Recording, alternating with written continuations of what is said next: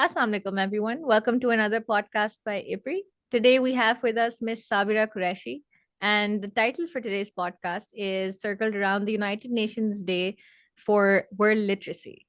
Um, World Literacy Day annually is celebrated on the 8th of September, and it stands as a powerful reminder of the transformative power of education and the urgent need to eradicate illiteracy worldwide. This day serves as a beacon of hope, highlighting the critical role literacy plays in individual lives and the developmental role of societies. Literacy is not merely the ability to read and write, it is a gateway to knowledge, empowerment, and social progress. It opens doors to better job opportunities, improved health outcomes, and enhanced civic participation, all of which Pakistan is in dire need of. Our guest for today, Ms. Sabira Qureshi, is a remarkable individual who has dedicated her life to making a profound impact on the lives of underprivileged children in Pakistan. She is an international development professional with more than 4 decades of experience on multifaceted issues of poverty, gender equality, human and social development. Her work also includes significant volunteer services, from activism for human rights to serving for nonprofit boards. She is a passionate believer in taking action for change, which is said to be the impulse that triggered Pelican Street Schools. Ms. Sabra, would you like to introduce yourselves to our guests beyond what I have been able to say for you? I think that's a very kind, generous introduction. और बहुत शुक्रिया आपका for that kind introduction. Lovely.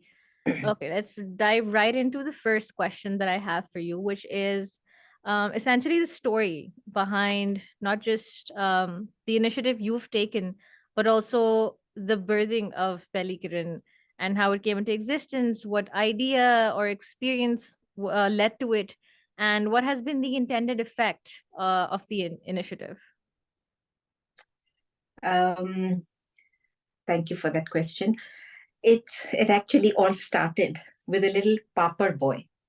हम लोग उस वक्त इस्लामाबाद में रहते थे और मैं F10 में हम लोग रहते थे. वहाँ एक ग्रोसरी स्टोर से मैं निकली और एक 8-9 साल का बच्चा पापड़ बेच रहा था.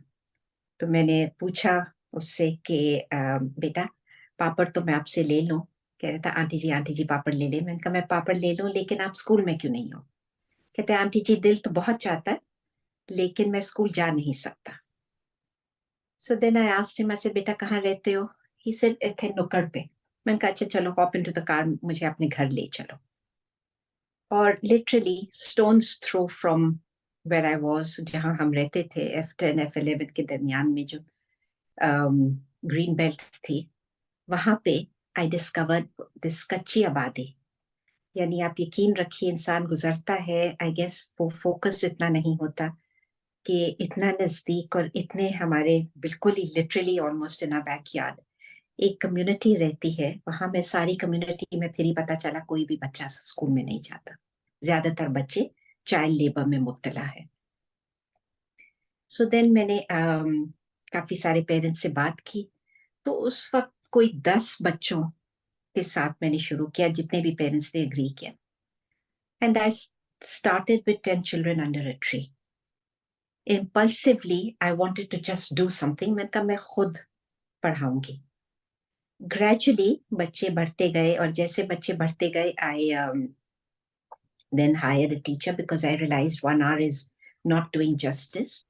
I was in a full-time job myself. I had 3 little children of my own, and I wanted to do justice, giving them a proper schooling experience. So then I hired a teacher, and this same Papar family, a few months later, moved to another locality closer to Golra side.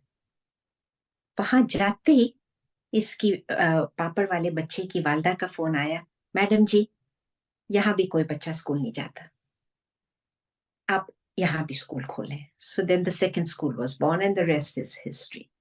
So I just like to say that today, mashallah, 28 years later, we have 10 schools, 4,500 children studying. about almost 20,000 children have gone through our system in the last almost 3 decades.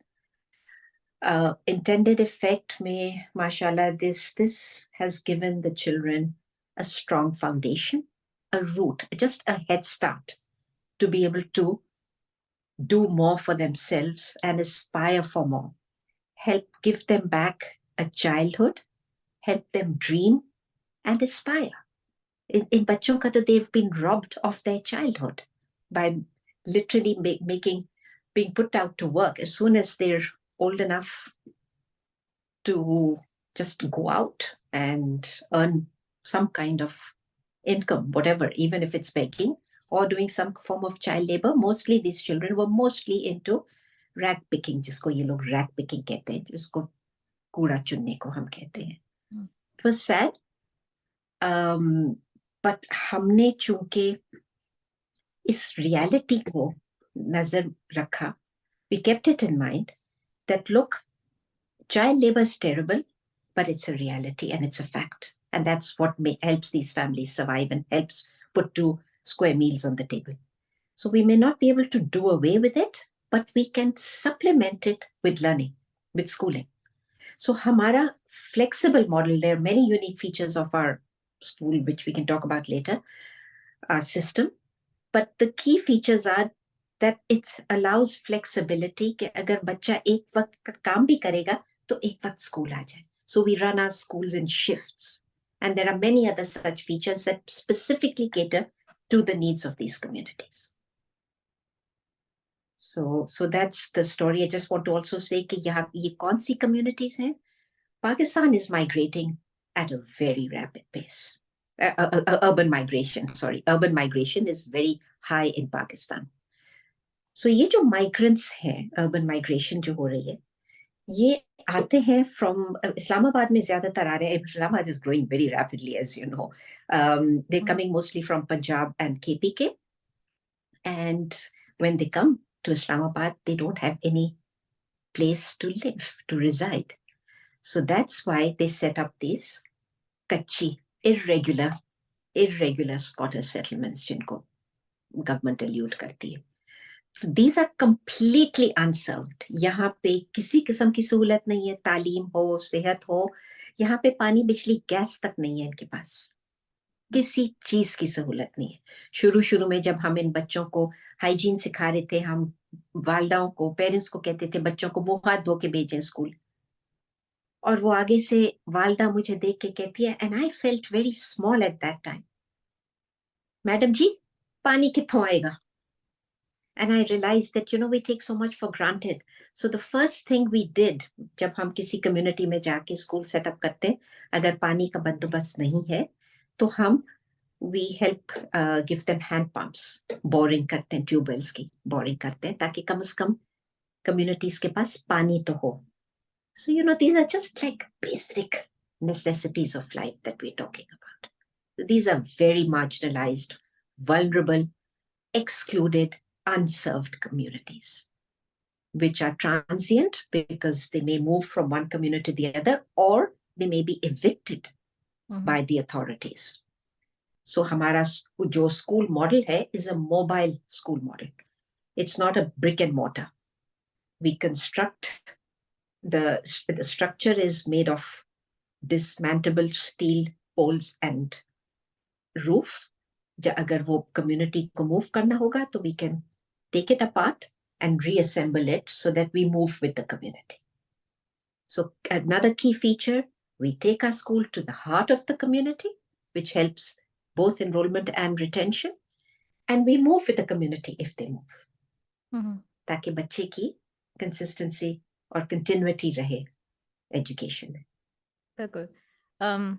The starting or the birthing of this idea is a very wholesome story. But also I would like for you to expand on जो आपने point अभी mention किया है, the model of the school. I'm very interested to know how the system works in terms of a schooling or education where it's not provided formally and it's been provided in a very informal setting. तो उन बच्चों के exams किस तरह से होते हैं? How recognizable is that education then in terms of formal degrees or boards जो होते हैं वो एग्जाम्स informal एग्जाम्स देते हैं या do they then go on to give board के एग्जाम्स? मतलब सिस्टम क्या है? Is it, are they being prepared for the board के exams or is it just to provide education? It is very much because our key is we're a primary school system. तो हम उनको 5वीं जमात तक लेके जाते हैं, and then after the fifth grade in the ICT, Islamabad Capital Territory area, is a board exam. After that, our effort is to mainstream as many as we can into the formal public sector system. So उसके लिए फिर हम ये करते हैं कि preschool में we take children as young as 3 years of age. We start them off at playgroup, nursery, because the other lesson we learned was कि जितनी जल्दी आप जितनी छोटी उम्र में बच्चे को स्कूल में ले आएंगे उतना कम चांस है कि वो सड़क पे जाए, get used to a street life or do all kinds of so many other activities these children get into once they let out onto the streets. So both for enrollment and retention, the younger you enroll them, the better it is. So हम बहुत छोटी उम्र में ले लेते हैं. छोटी classes में, preschool years में, we introduced Montessori, which was a challenge because you hear about Montessori in the more of your elite schools. लेकिन हमने इस resource constrained environment में Montessori को चलाया है, and it has worked mashallah very well. As you know, Maria Montessori ने जब ये शुरू में philosophy शुरू की थी, right at the beginning, she started with underprivileged communities. The whole system is geared towards facilitating learning by underprivileged children from underprivileged communities. So at that stage, we do our own Montessori syllabus at the preschool level. And then class 1 onwards, हम government की किताबें लगा देते हैं, which we then supplement with additional, of course, we throw in a lot of ethics, civics, co-curricular, because it's about not just तालीम but तरबियत. इन बच्चों के लिए बहुत बहुत जरूरत है. It's not just basic literacy, numeracy. Of course, that is the main key objective. Lekin it's also about character building. It's about instilling values. It's about ethics and civics and all of those things, which we do through a very rigorous co-curricular program. And the children love it. हमारा बहुत ज़्यादा focus है on co-curriculars. Sports, arts, theatre, drama, music, you name it. Art, I mean, we do all kinds of co-curricular activities, and because we're sitting in the heart of the capital city, a key urban center, तो हमें फिर इसके लिए बहुत volunteer inputs मिल जाती हैं. So we can link up with a lot of volunteers for these activities.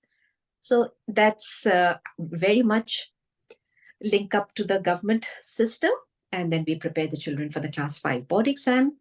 5वीं जमात में वो board का इम्तिहान देते हैं और उसके बाद they are admitted into from 6th grade onwards into regular government schools. जितने भी रह जाते हैं, of course, there's a high attrition rate because these communities are on the move. But and we pride ourselves on our quality and standard because इतनी दफा हमें सुनने में आता है कि जब हमारे बच्चे entrance exam देते हैं into government schools, they are given double promotion. Instead of 6th, they're sometimes taken in 7th grade. So we're proud of that कि माशाल्लाह government के वो board level के से तो हम थोड़ा आगे ही हैं. Surpassing it. बिल्कुल. उसी से थोड़ा सा elaborate करते हुए, since you've mentioned कि these communities are mobile and they're very much on the move, और जो system बनाया गया है of the schooling, it's also in terms of also the structure of the schools, it's also mobile. What about the teachers? How flexible or mobile are the teachers? अगर वही बात अगर एक कोने से उठ के एक बस्ती दूसरी जगह जाके आबाद हो रही है, what is the propensity for it to be as populated with volunteers and teachers as it was, for example, अगर वो F10 या F11 के इलाके में थी? So, I mean, there's lots of obstacles we faced in right from the start. starting and maintaining such an initiative. Shuru mein some of the problems we had was just even getting parents to agree to sending their children, because for them, every child is an income earner. So, they used to see it more as, जी क्या कर लेना है पढ़ लिख के, आगे तो मजदूरी ही करनी है, तो फिर क्या फायदा. So just instilling in them a value for education, that, it can change their entire standard of living, their everything. It can give them opportunities for so much more in life. So that was a big challenge. And for that, of course, we had a full-fledged community development team, community mobilizers, jinka kaam hi tha constantly to go out there, motivate parents, mobilize them, and just spread an awareness about education. 30 years ago, we used to have much more problems in doing that.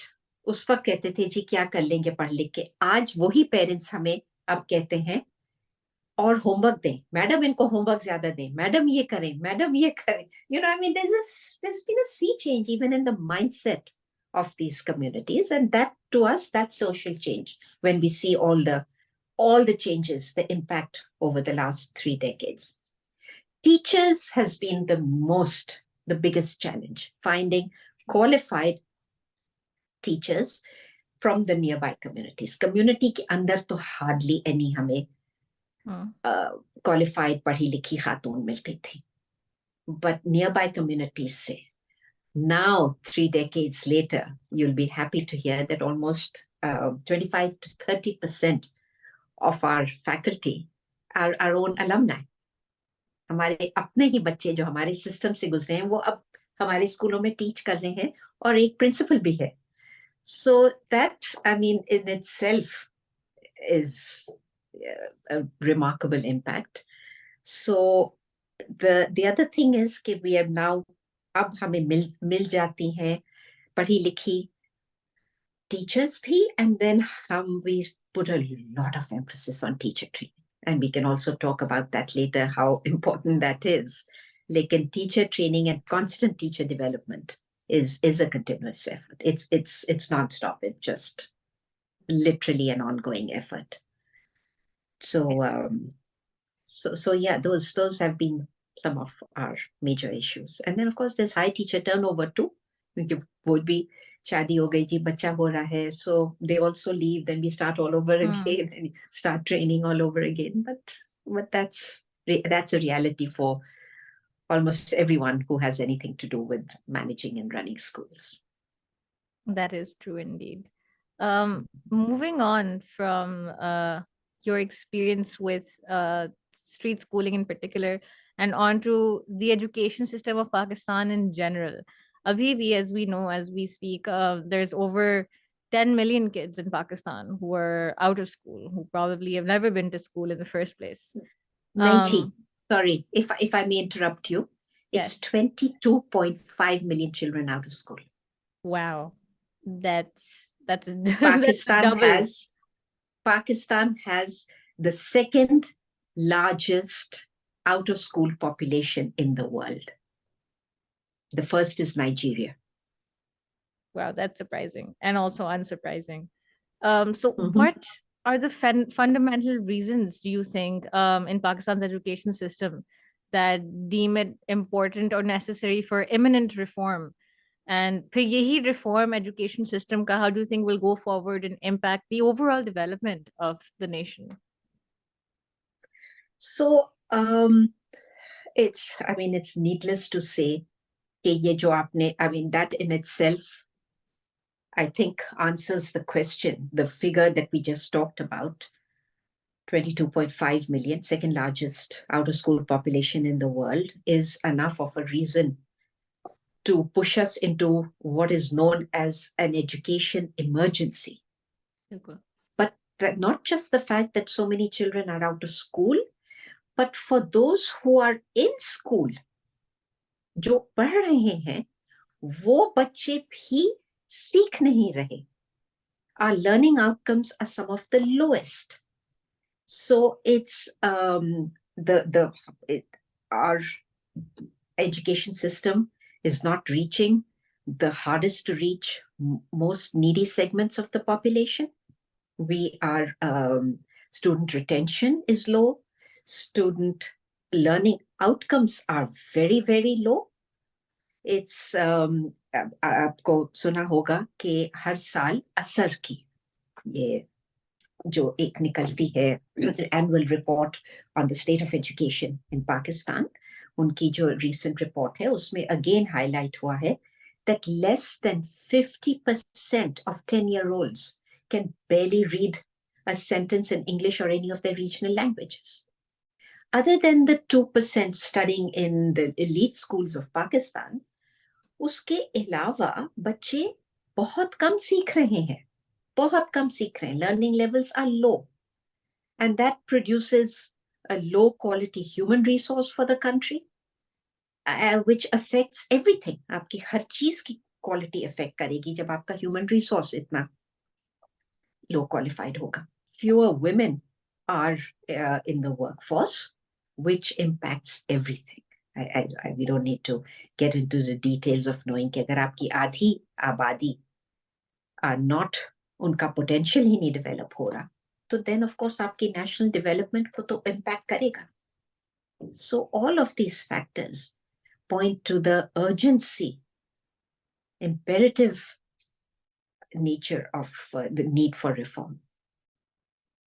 Moving on to our next question, which will circulate obstacles and hindrances. I'm sure इस तरह की कोई भी effort जब कोई करता है, there is, especially when it's something so revolutionary and something that involves so much of groundwork, there's bound to be obstacles, not just at a micro level, but also macro level in terms of the higher ups posing problems, or just problems with paperwork, or how people's attitudes towards such an endeavor change over time. What do you think were the most critical obstacles that not just Pelli Kiran faced and that you faced, but you also see in the general education reform effort in Pakistan? Okay. So yeah, that's a pretty wide, massive question. So we'll start at the macro level. Actually, अगर आप देखें, education reforms in Pakistan have been innumerable. I think Pakistan is one of the countries जिसमें इतने ज़्यादा education reforms हुए हैं at the policy level. Lots and lots over the last few decades. There's been repeated attempts at reforms, but they've been mostly on paper. The most difficult part has been on its implementation and ability to resolve the key fundamental underlying issues. Reforms बहुत हुए हैं, बहुत लिखे गए हैं, beautiful reform documents, but they've remained beautiful policies, unimplementable. So that's been a major issue. How do you make them, convert them from paper to action on the ground? Policy inconsistency. And we're not going to get into the politics, but we know that whenever a new government comes into power, they'll bring their own policies and they'll try and do what they think is the correct thing. So वो consistency नहीं रहती. एक government कोई चीज शुरू करती है, वो दूसरी आके उसको बदल देती है, and then there's a constant turnover. So that's been a major obstacle in actually hindering progress. क्योंकि अगर वो एक consistent तरीके से आगे चले, तो it wouldn't have this issue. And then we don't have to even mention it. It's so glaring in the face. There's not enough funds in the system. Funding for education. Education is a fundamental priority across board. क्योंकि जब तक इंसान अपने human resource में नहीं invest करेगा, no amount of progress is possible. Nothing. And unfortunately, we have failed on that account. Pakistan has been spending less than 4% and in recent years, so even much less than that, on education of its GDP. So अगर आप इतनी कम priority इतने important aspect को देंगे with a growing population, वो control नहीं कर रहे, resources है नहीं, system desperately needs a heavy infusion of funds and resources which are just not there. So how are we going to implement these reforms?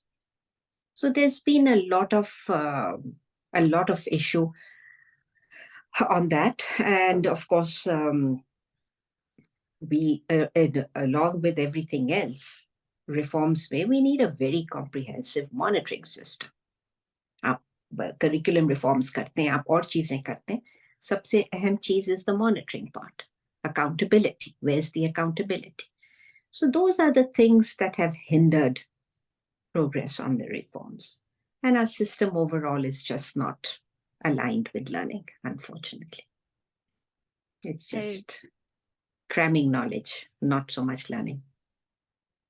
Exactly that. I was about to add that into your statement as well.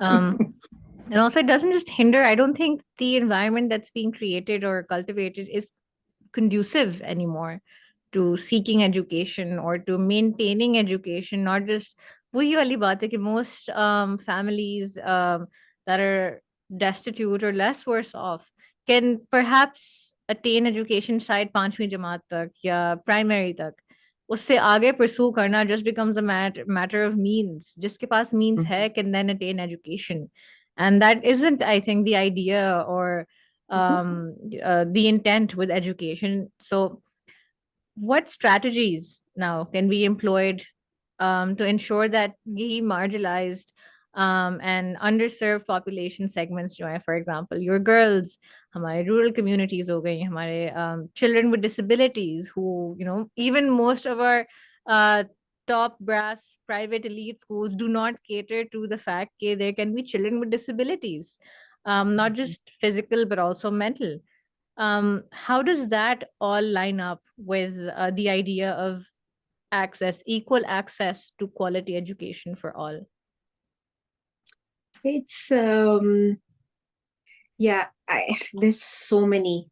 I mean, countries all over the world are struggling with issues of how to better align education systems with the needs of the population, and of course also with a rapidly changing global economy. So iska jo, I mean, there's so many things. Again, this is a very, very vast, comprehensive issue.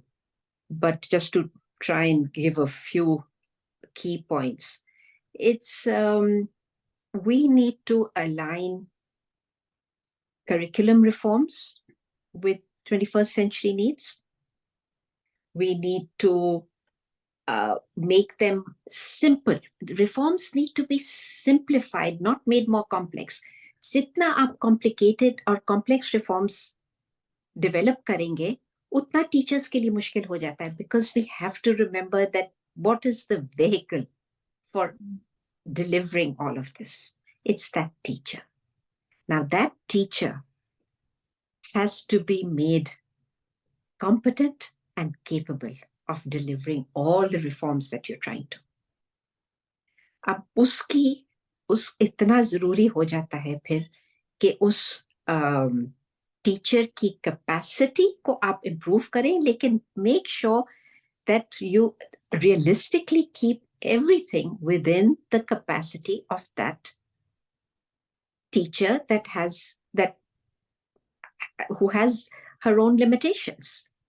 So that it should be simplified, to basic functional literacy, numeracy, and जो हम बात कर रहे थे तरबियत के aspects, build strong mindsets, positive mindsets, make children feel confident, all those sort of the soft skills जिसको हम कहते हैं, confidence डालें बच्चों में, critical thinking डालें बच्चों में, ये चीजें, not just rote memorization and cramming their heads, बस जाके we teach to the test. बस ये इम्तिहान में ये आएगा, ये आप रट लो एंड दैट्स इट। तो वो जो एक क्रिटिकल थिंकिंग होती है और वो सारे अदर एस्पेक्ट्स, वो हम बच्चों को, curiosity, ability to ask questions, is so many things जो कि हम नहीं बच्चों में ये सलाहियतें और ना ही टीचर्स में डालते हैं कि बच्चों को इंकरेज करें। बच्चे तो डरते हैं, टीचर सब वो सवाल कर लेंगे, टीचर कहेंगे how dare the child ask a question, rather than encouraging the child to ask as many questions as they want. So yeah, those are all very important, very, very important aspects. We need assessment reform. हम लोग curriculum पे focus करते हैं, हम और चीजों पे reforms पे बात कर रहे हैं. Assessment, how are we testing? And this is a huge area. We don't have time to go into details, but we need to work on how we are assessing. Not just a ratne wala test, but a way that actually assesses what's inside the child's head. Usme we critically need assessment reforms together with the curriculum reforms. And as I said before, accountability.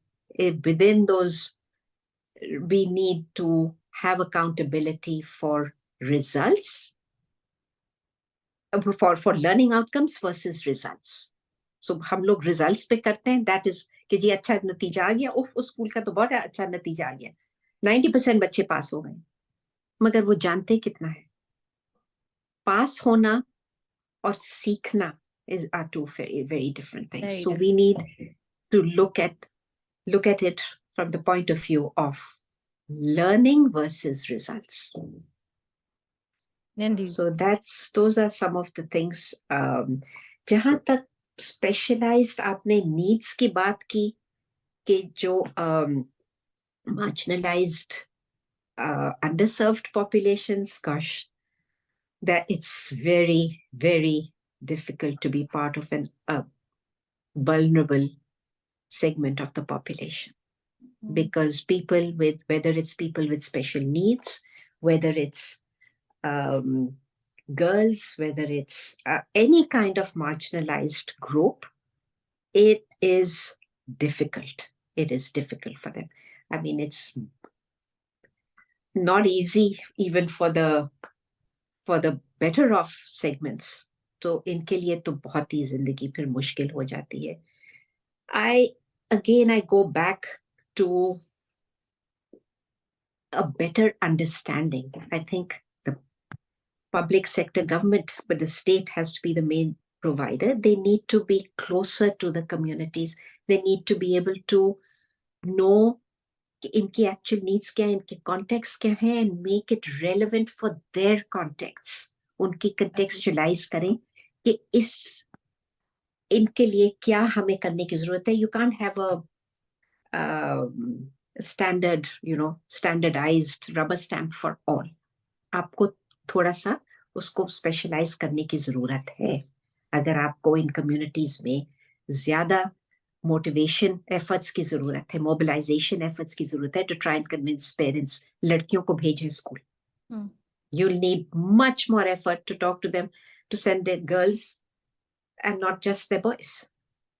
That kind of effort then is, we need to invest more in those efforts. Otherwise फिर आपकी marginalized communities marginalized और पीछे ही रह जाएंगी, कभी आगे नहीं आ सकेंगी, कभी mainstream नहीं हो सकेंगी. And entities like Pehli Kiran schools works primarily with marginalized groups. हम इनको इन marginalized groups को, excluded को mainstream में लाने की कोशिश करते हैं. And so I think there's a lot to be said for potential, and we can talk about partnerships later, how organizations like us can work together, in partnerships to try and fill some of those gaps. Because this is what we do. This is what we're best at doing, जो कि government के लिए बहुत मुश्किल है. We can do it. We can reach them much more easily, the marginalized segments, than the government can for half the cost. We are a very low-cost model. We're one of the lowest cost education delivery models in Pakistan, and yet we're delivering high quality education. So it can be done. It can be done. और The दूसरा ये है कि Pelican initiative, I think, is a good testament to that very fact. it is, and if only governments would recognize that and learn, we can. The one big advantage of civil society organizations, nonprofits, is that we, because of our size and the way we're structured, we are better at experimenting. We can stick our necks out and try out new models. Ye experiment, we'd like, Pelican considers itself a learning lab. We try out models. हमने बहुत सारे partnerships भी ऐसे इदारों के साथ किए हैं where they wanted to try something before scaling it up. So they used us as the lab. So we're like a lab for a lot of these initiatives. ये post ये COVID learning losses के लिए एक इदारा है, SERP ने बहुत बड़ा एक initiative शुरू किया था, how to make up for COVID-related learning losses. So they experimented in our schools and then scaled it up across several thousand schools across KP and Punjab. So, that also is a strength that organizations like us have. We are good for as a lab to experiment new ideas. So, and government systems are much more rigid. उनके अंदर वो flexibility नहीं होती. उनके अंदर they're not able to reach the hardest to reach vulnerable populations. So they should be using partners like us to access them. And we can sort of, out of school children, street children are very difficult to get into school. They're used to the street life. It takes continuous motivation to retain them in school. So, it's not just about one-time attendance or it is not. No, कि जी बस दाखिल कर दिया, बच्चे का नाम आ गया. तो नाम आ गया, लेकिन उसके बाद बच्चा कभी स्कूल ही नहीं अटेंड किया, तो फिर फायदा क्या हुआ? Exactly. So it's about making sure that because we are sitting in the community, we take our schools to the heart of the community. So हमारे community mobilizers constantly, अच्छा ये बच्चे absent है, 2 दिन से absent है, फट जाके पता किया क्या हुआ, बच्चा क्यों नहीं आ रहा, and then make sure that the child is brought to school. So it's a continuous effort. It needs a lot of community mobilization. I think this is the same behavior or attitude towards education provision, not just access, but also the provision of education that needs to be adopted throughout our educational system to the national level. Because वही जो आपने accountability की बात की है, and especially I adore the concept that you mentioned of contextualization. That's a severe area where we're lacking. To each according to their needs wala system. Agar healthcare is to each according to their own need hai, so education is also the same thing. You teach a child in the language they understand. You teach a child in the context that they understand. And that's where accountability stems from, and that's where we're seriously lacking. And I hope that the national educational system can, if not have endeavors like Pelican be on board with them, then at least take inspiration from programs such as this. कि अगर low cost के ऊपर high quality deliver की जा रही है, then we can also do this at a state level. That's right. Absolutely. Absolutely. And it's about learning from each other. It's about, there's no one size fits all. If we have to see कहाँ पे क्या चीज बेहतर चलती है, rural में क्या चीज चलती है. Urban slums now are a major issue. As I mentioned earlier, Pakistan is urbanizing very rapidly. Urban migration बहुत तेजी में हो रही है. We need to understand that these marginalized, irregular settlements, जिनको लोग slum communities का नाम दे देते हैं, slums are increasing all over Pakistan, but they're unserved. Nobody is catering to their needs. That's right. That's true. So that's a serious issue. Ji. It is indeed. I think we are a little short on time, so we will have to wrap up right here. But this discussion, I think, deserves a part 2 or part 3, further delving into all the issues that you've posed, partnership ke bare mein, accountability ke bare mein. I think there's lots more to be explored in those general directions. But I think this was a great starting point for anybody who wants to know the alternative schooling, the alternative education provision in Pakistan mein, where it stands and uski quality kya hai, and whether it's actually being done, and how many and what quality of people are involved. And I think, Sabira, having a conversation with you and listening to you speak would really instill confidence in a lot of people, in the fact that there's people like you and your husband who also co-founded Pelikiran in the endeavor. Um, we have people, and we have people doing real stuff. लेकिन वही बात है कि it just needs to be amplified. It needs to, be state partnerships, etc., etc. But this was a lovely conversation. I think if you have any closing remarks. I think I would just like to add one more thing for our listeners, जो भी इसको देख रहा है, सुन रहा है, कि जो एक चीज हम अपील जरूर करेंगे, and I think on what better occasion than on this International Day of Literacy, कि देखें, we are all, there's so many different players and stakeholders in this. जो मुख्तलिफ service providers हैं, whether it is there's the public sector, the private sector, and the not-for-profit sector. जो not-for-profit sector काम कर रहा है, and they're doing amazing work out there. And there's so many different models, whether it's the big, Citizens Foundation, Dil is tarah ke Care Foundation type of entities, and then there's smaller entities like Pehli Kiran schools.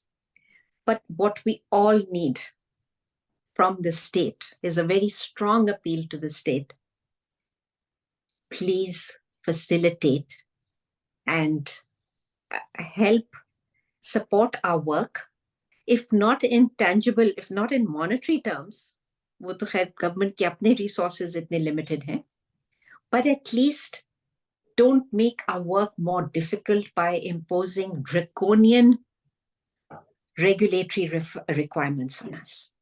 इतना मुश्किल कर दिया है ये जो regulatory requirements हैं हर किस्म की. I mean, the entire, like for example, PRI एक इदारा है, which is the Private Education Institutions Regulatory Authority, and they control all private institutions across Pakistan. They are catered, their structure is aligned towards the more conventional schools. एक छोटा सा मैं एक मिसाल दूं कि जब वो सिक्योरिटी की बात हो रही थी schools की, this is after the APF incident, a very sad incident. So they were beefing up security, कि जी 10 फुट ऊंची बाउंड्री वॉल्स बनाए, barbed wire. So they said कि जो स्कूल ये नहीं करेगा वो स्कूल बंद कर दिया जाएगा. So I went and spoke. I said, जी हम कच्ची आबादी के बीच में एक छोटा सा ओपन एयर स्कूल चल रहा है और इसमें आके बच्चे पढ़ते हैं, तो इसमें तो 10 फुट की ऊंची दीवार और वो मोर्चे और वो पुलिस की वो जो होती हैं ऊपर थिंग्स एंड बार्ब्ड वायर, तो किसी सूरत नहीं लग सकती. सॉरी जी, अगर आप नहीं लगाएंगे आपका स्कूल हमें बंद करना पड़ेगा. I mean, these kind of, it's just so unreasonable, and they know themselves कि हमारा setup क्या है, context क्या है. Similarly, अब वो कहते हैं कि जी we are encouraging out of school children. हम जब बच्चा आता है हमारे पास, irrespective of the child's age, हम दाखला जरूर देते हैं. We don't ever say no to any child. Do not refuse admission. जिस उम्र में वो आ रहा है उसको आप, अगर जरा बड़ा उम्र का बच्चा होगा, we'll try and fast track them. जब वो 5वीं जमात करके गवर्नमेंट स्कूल्स में जाते हैं, अगर 1 साल भी अपनी उम्र से अगर वो बच्चा 11, 12 से 13 साल का हो गया है, the government will refuse them admission in 6th grade. The child will drop out of the system. फिर हम उनको privately कराने की कोशिश करते हैं, but they won't take them in the system. Now, if the government is saying कि वो 22.8 million बच्चों को हम out of school बच्चों को facilitate करना चाह रहे हैं, then make your regulatory and requirements and policies and rules and regulations simpler. Make them flexible. It doesn't matter अगर वो 11 से 12 साल का या 13 साल का बच्चा हो गया, उसने तो अपनी तालीम जारी, उसको बड़ी मुश्किल से back into the fold of education लाए. So facilitate, and there's so much here that I could talk about, so many examples in which the kind of documentation needed. ये वो बच्चे हैं जो घरों में दाइयां डिलीवर करते हैं, नानी दादी डिलीवर करती, इनके पास बर्थ सर्टिफिकेट्स कहाँ होंगे अब, but we are trying to facilitate. हमने NADRA has been hugely helpful, NADRA के साथ पार्टनरशिप की है कि बच्चों को बर्थ सर्टिफिकेट्स दिलवाएं, पेरेंट्स को शनाख्ती कार्ड दिलवाएं, ताकि we can mainstream these are the uncounted segments of the population.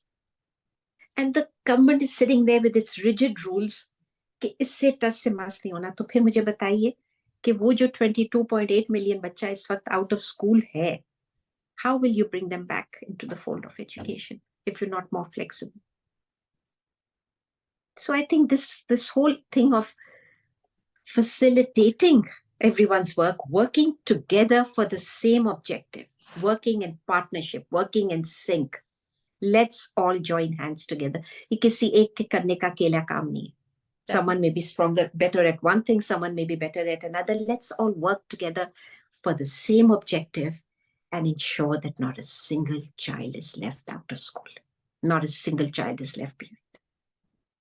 That's the resolve we need to make on this day of literacy. It is all indeed. over the world.